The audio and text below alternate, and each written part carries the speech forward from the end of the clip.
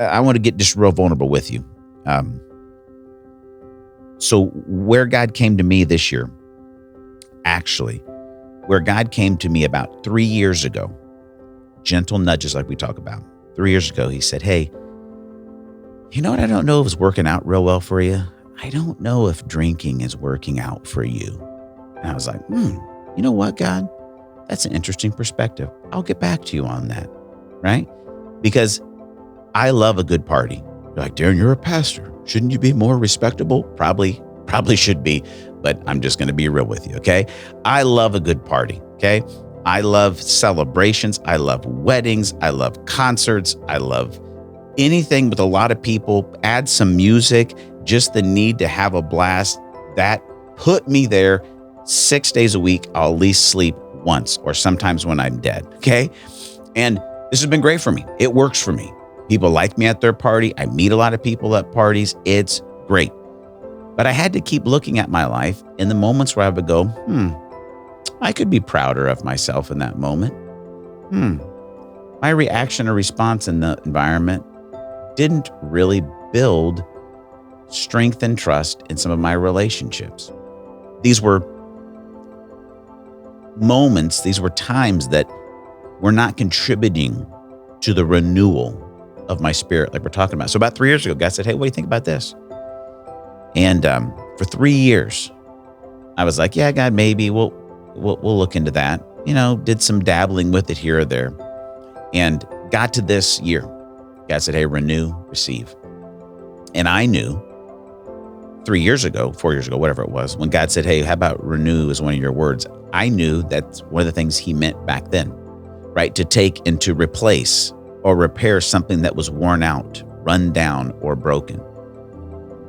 And I knew that with the tap on my shoulder, God was saying, hey, listen, your relationship, right, with alcohol is a little broken. It's a little worn out, and we need to replace that so we can come into renewal.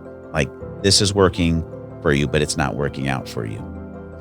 And so the replacement that I've done this year, and listen, please hear me. This is not me trying to brag. This is not me like, look at me, look what I'm doing.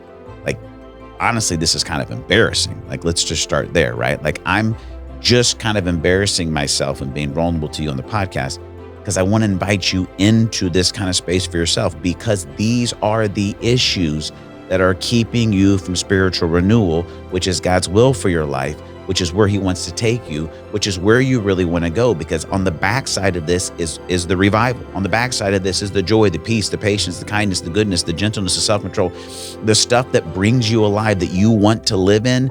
They're on the other side of this replacement. And it's going to be different for all of us. One of my friends said to me last month, and I don't know where he researched this phrase from. He said this: if nothing changes, nothing changes.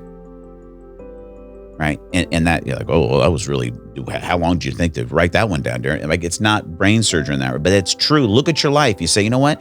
There's parts of my life, relationally, mentally, emotionally, spiritually, where it's worn out, right? It's broken. It needs replaced. You go, okay, well, have you changed anything? Like literally replaced any habits, any relationships, any discipline? Because if you're at a place where you realize this is not working, I need to replace it. Well, here's the deal. If nothing changes, nothing changes. And you can mentally agree with me. I mentally agreed with God for 3 years. You're right, God. That is totally correct. Thank you for that sound advice. I mean, I know you did create the whole world and you probably know what you're doing. We appreciate that. And I agree. But nothing's going to change because I didn't want to change. The great thing about God is that in this 3 years, you know what he didn't do? God didn't show up and shame me. God didn't show up and condemn me. God's mercies were new every morning. He was loving, he was gentle, he was kind, he was compassionate, and he would show up regularly and once again just gently nudge, hey, I got more for you. And you know that excitement you get in your spirit that you know it's from me. Yeah, we got to fix some of the brokenness inside of you to really get to that place of renewal. So we're going to need to replace some stuff in your life. And I'm happy to say that, what are we in 4 months into the year? I haven't drank in 4 months. And you know what's really cool? I love it. Like, I realized I'm not more social.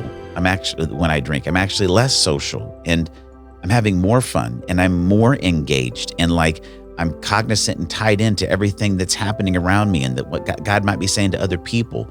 And like, I realize, oh my goodness, God, you had this for me 3 years ago.